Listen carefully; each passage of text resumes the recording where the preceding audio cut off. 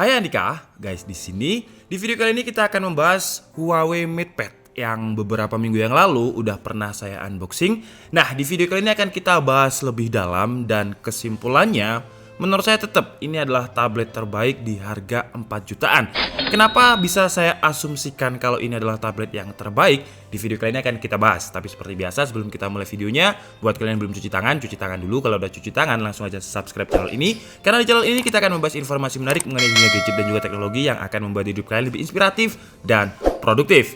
Kita bahas dari segi desain dulu. Huawei menyebut finishing warnanya ini dengan midnight gray. Dan untuk kamera belakangnya memiliki frame yang lonjong meskipun sebenarnya kameranya cuma ada satu. Tapi di frame tersebut ada kamera, ada flash, dan juga ada mic untuk menangkap suara dari belakang. Untuk build quality-nya meskipun dibanderol dengan harga 4 jutaan, tapi secara build quality udah solid banget. Layarnya ini sudah terlindungi dengan Corning Gorilla Glass, jadi bener-bener padat banget. Biasanya kalau tablet yang harganya murah atau tidak dilapisi dengan Corning Gorilla Glass, ketika kalian touch atau kalian ketuk-ketuk seperti ini, layarnya itu kayak ada jelembret gitulah. Tapi untuk Huawei MatePad ini enggak, jadi untuk kualitinya benar-benar solid. Kemudian untuk frame-nya juga sudah menggunakan bahan aluminium, di bagian belakangnya juga sudah menggunakan aluminium. Dan yang menarik, meskipun secara build quality ini udah kokoh banget, dan kalau misalkan kita paksa seperti ini, sama sekali nggak kerasa bending. Cuman yang menarik, Huawei mampu memberikan tablet yang cukup ringan dengan bobot hanya 450 gram. Dimensinya pun juga cukup portable dengan tebalnya hanya 7,35 mm dengan panjang 155 mm dan lebarnya 245 mm. Jadi kalau kita bawa kemana-mana itu sama sekali nggak berat. Dan dengan dimensinya yang setipis ini, kalau misalkan kita masukkan tas, itu nggak akan menuhin space yang ada di dalam tas. Jadi kita bisa bawa segala macam. Kalau mungkin kalian bawa laptop, kemudian bawa kamera, kemudian bawa tablet, ini bener-bener bisa untuk menghemat space. Kemudian untuk spesifikasinya juga masih oke banget untuk tablet kelas mid-range, sekali lagi dengan harga 4 jutaan. Chipsetnya menggunakan Kirin 810, RAM-nya 4GB dengan memori internal 64GB. Untuk skor Antutunya bisa mendapatkan 243.026, 3D Mark-nya pun cukup tinggi dengan skor di atas 2000, dan untuk Geekbench performa single core-nya 597 dan multicore-nya 1800. Kemudian untuk performa gamingnya, meskipun sekali lagi ini adalah tablet kelas mid-range dengan harga 4 jutaan, tapi Kirin 810 dengan RAM 4GB-nya ini masih sangat nyaman untuk bermain game. Contohnya Fortnite masih bisa 30 fps karena memang Fortnite di lock di 30 fps. Kemudian untuk PUBG kita bisa dapat settingan smooth ultra. Sayangnya memang masih belum bisa smooth extreme, tapi kalau kalian pengen bisa main di smooth extreme caranya gampang kok. Kalian bisa cari aplikasi namanya GFX Tool for PUBG, kemudian kalian setup aja biar dia bisa mendapatkan settingan smooth extreme agar mendapatkan 60 fps. Dan di settingan smooth ultra ini ya stabil di 40 fps. Cuman sayangnya untuk sensor gyroscope-nya nggak ada. Jadi buat kalian yang suka main PUBG dengan sensor gyro, sayang sekali Huawei MatePad ini nggak ada sensornya. Kemudian kalau game COD ya malah nggak ada masalah sih ya, karena dia bisa stabil di 60 fps.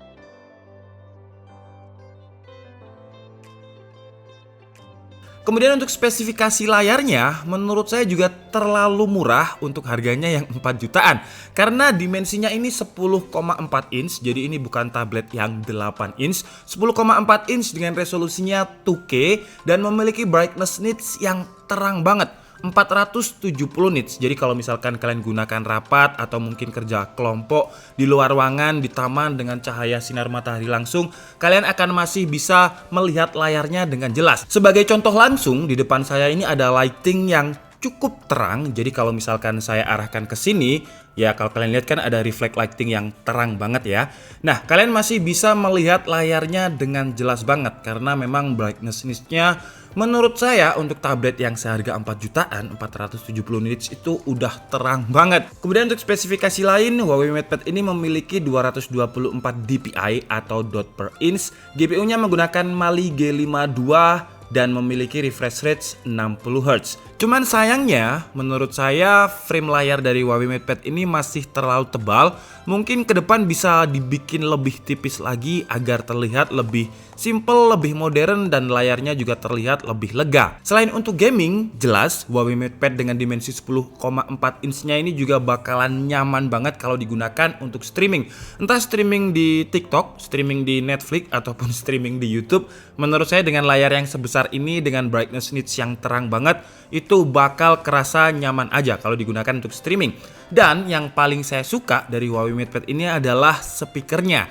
Karena dengan kelas mid-range harga 4 jutaan, Huawei memberikan 4 speaker, quad speaker atau papat speaker kalau bahasa Jawanya. Dan speakernya ini ditune oleh Harman Kardon yang suaranya menurut saya gila, suaranya ini enak banget. Jadi suaranya itu bukan hanya kenceng di mid-nya, biasanya tablet-tablet itu kenceng cuman dia cempreng. Tapi Huawei MatePad ini karena ditune oleh Harman Kardon, jadi suara bassnya itu masih cukup kerasa. Kira-kira seperti ini suaranya.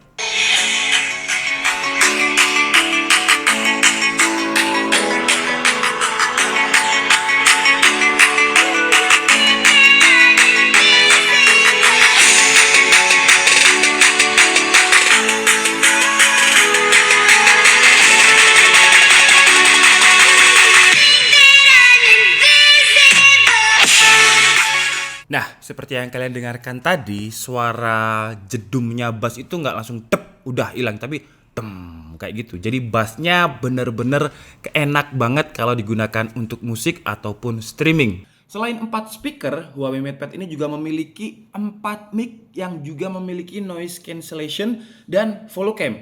Jadi kalau misalkan kalian gunakan untuk conference call gitu ya, dan mungkin kalian conference call-nya itu sambil geleng-geleng atau sambil gini-gini, mungkin conference call-nya anak metal ya, jadi sambil konser live gitu kan, kalian tetap bisa fokus wajahnya karena dia memiliki fitur follow cam. Jadi dia akan tetap mengikuti wajah kita meskipun wajah kita itu tidak beraturan atau tidak ada di frame-nya. Kalau tidak ada di frame-nya nggak bisa follow. Ada di frame, tapi benar-benar mungkin gerak secara terus-menerus. Intinya seperti itulah, dia memiliki fitur follow cam yang menurut saya di masa pandemi seperti ini, fitur follow cam-nya akan sangat membantu banget.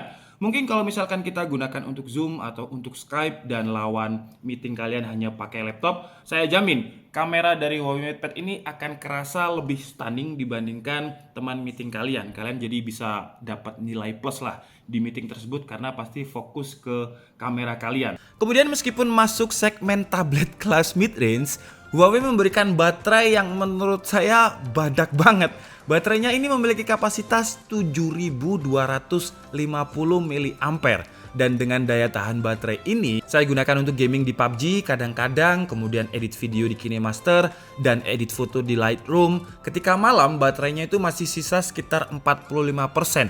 Jadi kalian nggak perlu ngecas lagi sekitar ya 1,5 hari lah. Jadi itu pun dengan pemakaian yang menurut saya cukup ekstrim. Jadi kalau untuk daya tahan baterainya menurut saya awet banget. Sayangnya dengan baterai yang 7250 mAh ini, untuk adapter bawaannya hanya 18 watt. Dan ketika saya coba untuk ngecas dari 1% itu jam 10.25, dan ketika 77% jam 1 lebih 2 menit.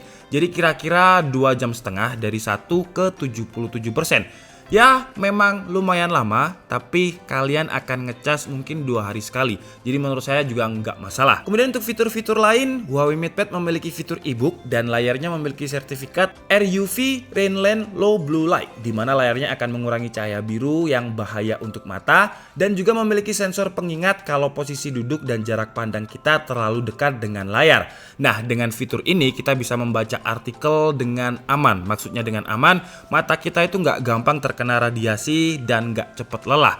Jadi kalau misalkan kalian baca-baca artikel itu akan bisa lama dibandingkan dengan yang tidak memiliki sertifikasi RUV Rainland Blue Light seperti Huawei MatePad ini. Kemudian untuk fitur selanjutnya, Huawei MatePad juga support dengan stylus yang di dalam paket pembeliannya tidak include. Tidak seperti seri MatePad Pro. Cuman kalian bisa beli secara terpisah, mungkin bisa sama dockingnya biar kerasa MatePad Pro gitu ya. Jadi bukan yang Pro tapi kerasa Pro, tapi aksesorisnya harus beli terpisah. Sayangnya seperti itu sih. Jadi kalau misalkan ditambah lagi pensil, menurut saya bakalan lebih worth it lagi. Jadi Huawei mungkin pensilnya bisa di-free kan ketika pembelian.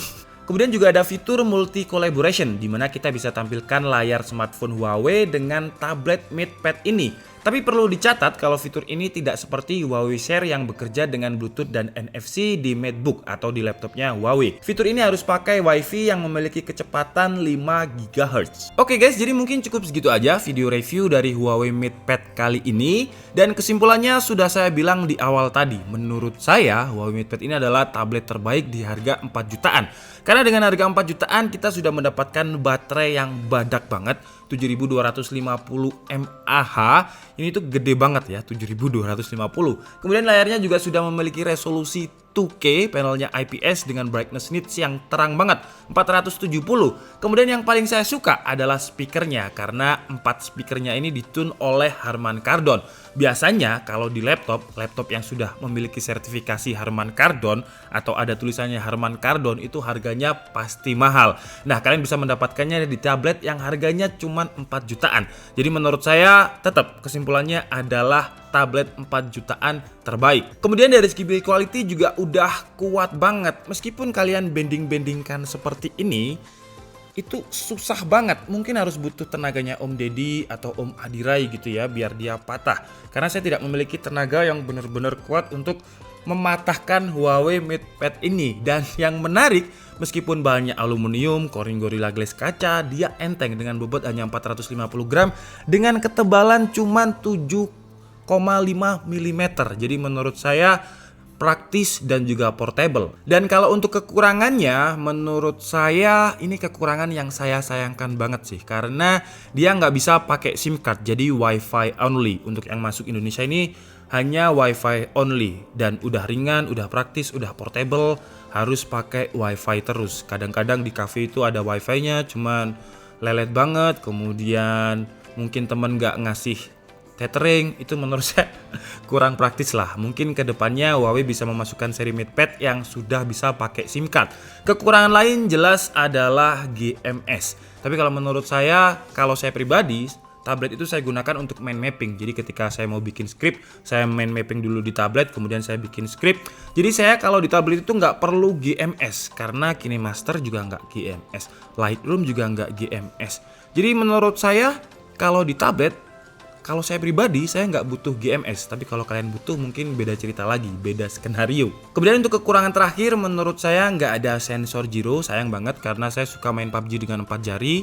Dan kalau tablet 10 inch main PUBG dengan 4 jari itu enak banget. Kalau ada gyronya akan lebih enak lagi. Dan kekurangan lain, tidak ada NFC. Jadi buat kalian yang mungkin suka pakai NFC, tapi tablet pakai NFC, menurut saya kurang praktis saja sih ya. Tapi kalau misalkan ada NFC memang akan jauh lebih baik.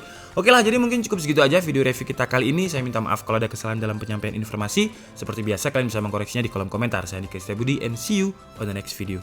Bye bye.